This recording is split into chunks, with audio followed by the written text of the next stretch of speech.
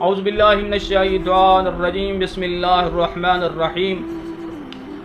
کربلا کا میدان، عاشوراء کا دن، ایک صحابی ہے جس کا نام ہے انس بن حارث کہلی صحابی۔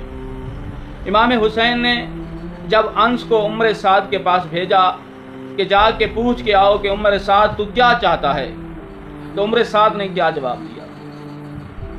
انس بن حارث کون تھا؟ یہ صحابی رسول تھا۔ رسول پاک صلی اللہ علیہ وآلہ وسلم سے اس نے کافی ساری حدیثیں نقل کی۔ کہتا ہے کہ ایک دن میں نے جناب پیغمبر سے سنا، جناب پیغمبر کہہ رہے تھے کہ ایک وقت آئے گا میرا نواسا امام حسین کربلا کے میدان میں غریب ہو کر، بے سہارا ہو کر، پیاسا شہید کر دیا جائے گا۔ اس دور کے جو حاضر لوگ ہوں گے ان پر واجب ہے کہ اس کی نصرت کے لیے آئیں۔ کہتا ہے یہ میں نے حدیث سنی، وقت گزرتا گیا، 61 ہجری آئی، مجھے معلوم ہوا کہ امام حسین اپنے جوانوں، اپنے پردادار کے ساتھ مدینہ چھوڑا، مکے آیا۔ مکے میں مسلمانوں نے حج نہیں پڑھنے دیا، کربلا کی طرف روانہ ہے۔ مجھے جناب پیغمبر کی سنی ہوئی وہ حدیث یاد آ گئی کہ نصرت میں جو حاضر لوگ ہوں گے ان پہ واجب ہے جانا۔ کہتا ہے میں نے ساز و سامان تیار کیا، کربلا کے میدان میں پہنچا۔ امام حسین خیمے لگا چکے تھے، امام حسین کے اوپر پانی بند ہو چکا تھا، گریا اوزاری خیموں سے بلند تھا، التش التش کی صدائیں بلند تھی۔ میں بڑا پریشان ہوا۔ 10 محرم کی رات گزر گئی، صبح کا وقت ہوا، امام حسین نے مجھے بلایا۔ کہتا ہے انس بن حارث عمر سعد کے پاس چلے جاؤ، عمر سعد سے جا کے پوچھ کے آؤ کہ تمہارا ارادہ کیا ہے۔ انس بن حارث چلے، عمر سعد کے پاس آئے تو عمر سعد کو غصہ آیا اور کہنے لگا انس تو نے مجھے سلام نہیں کیا، کیا تو مجھے نہیں جانتا کہ میں مسلمان نہیں ہوں؟ انس نے بڑا خوبصورت جواب دیا۔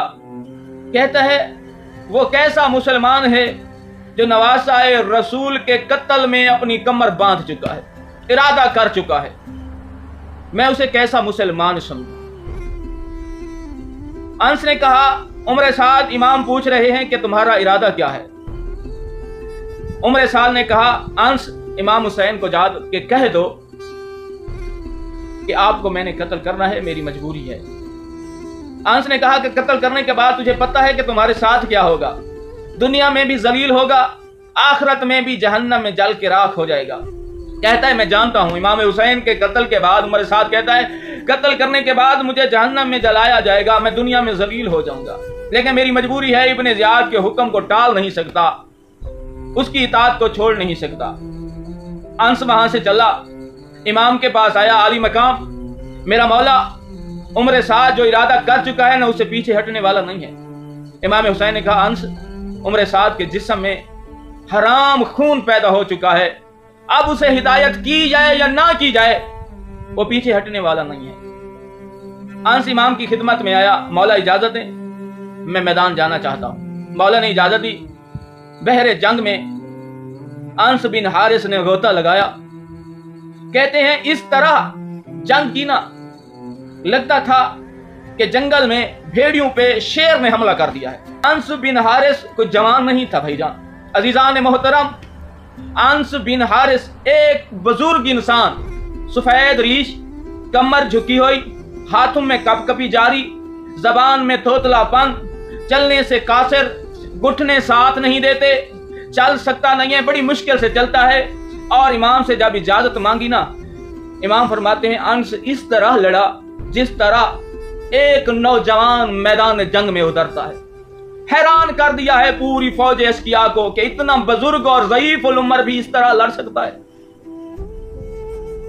جس انسان کے ساتھ امام کی مدد شامل ہو، جس کے دل میں محبت علی، محبت اہل بیت، امام کی محبت، جس نے اپنے ہاتھوں سے ایک بزرگ کو میدان میں بھیجا ہو، کیا وہ بزرگ ہو سکتا ہے؟ وہ بزرگ نہیں ہو سکتا۔ اس نے پہلا حملہ کیا۔ تاریخ والا کہتا ہے کہ اس نے تقریباً 40 ملونوں کو واصل جہنم کیا، بزرگی کے عالم میں، جہاں ہاتھ میں کپ کپی ہے، پاؤں لرز رہے ہیں، چل نہیں سکتا، 40 ملونوں کو واصل جہنم کیا اور جام شہادت نوش کی۔ کربلا کے شہداء میں سے ایک شہید، بزرگ ترین شہید، جس کا نام انس بن حارث کہلی صحابی ہے، جو امام حسین کی نصرت میں آیا اور جام شہادت نوش کی اور جام کوثر جا کے جناب علی کے ہاتھوں سے نوش کیا۔ والسلام علیکم۔